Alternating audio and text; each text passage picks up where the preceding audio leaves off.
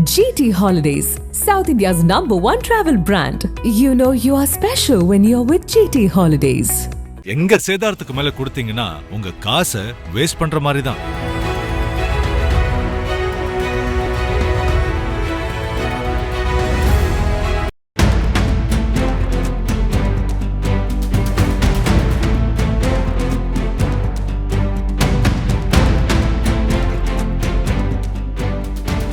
உச்சநீதிமன்றத்தில் கடந்த அக்டோபர் 6ஆம் தேதி சனாதனத்தை அவமதிக்கும் வகையில் சமூக வலைதளத்தில் பரப்பப்படும் கருத்துக்களை தடுப்பது தொடர்பான வழக்கின் விசாரணை அப்போதைய தலைமை நீதிபதி BR கவாய் தலைமையிலான அமர்வு முன்பு நடைபெற்றது.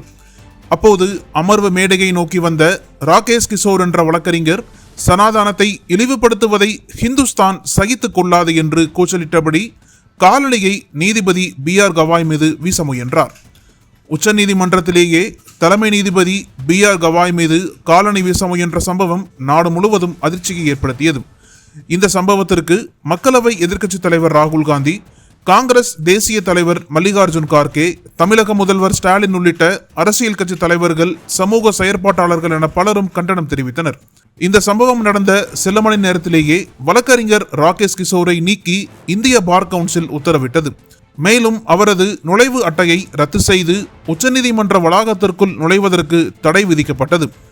ஆனால் தலைமை நீதிபதி மீது தாக்க முயன்றது எந்தவித தவறும் இல்லை, அதற்காக நான் பயப்படவில்லை, மன்னிப்பு கேட்க முடியாது என வழக்கறிஞர் ராகேஷ் கிஷோர் தான் செய்த தவறுக்கு எந்தவித வருத்தமும் தெரிவிக்கவில்லை.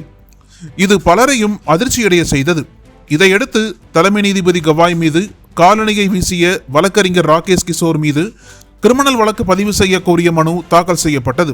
இந்த மனுவை விசாரித்த தலைமை நீதிபதி சூரியகாந்த் தலைமையிலான அமர்வு ஏற்கனவே தலைமை நீதிபதி காலணி வீசிய ராகேஷ் கிஷோரை மன்னித்து விடுங்கள் என்று கூறிவிட்டார். அதனால் மேல் நடவடிக்கை எடுக்க விருப்பமில்லை. ராகேஷ் கிஷோருக்கு எதிரான மனுவை தள்ளுபடி செய்து உத்தரவிட்டது. இந்த நிலையில் ராகேஷ் கிஷோரை வழக்கறிஞர் ஒருவர் காலணியால் தாக்கிய சம்பவம் பேசு பொருளாக மாறியிருக்கிறது.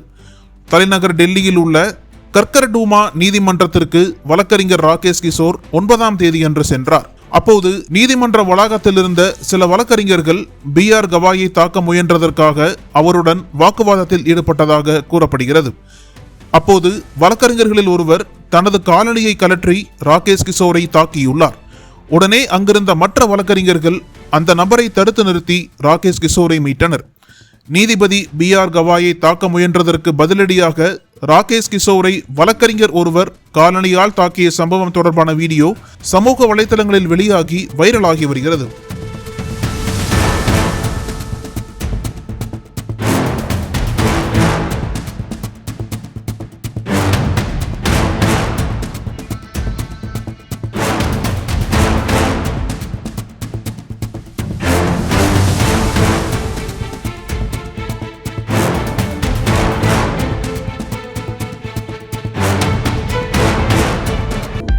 அனல் பறக்கும் செய்திகளை அப்டேட் செய்து கொள்ள நக்கீரன் களத்தை இப்பவே சப்ஸ்கிரைப் பண்ணுங்க.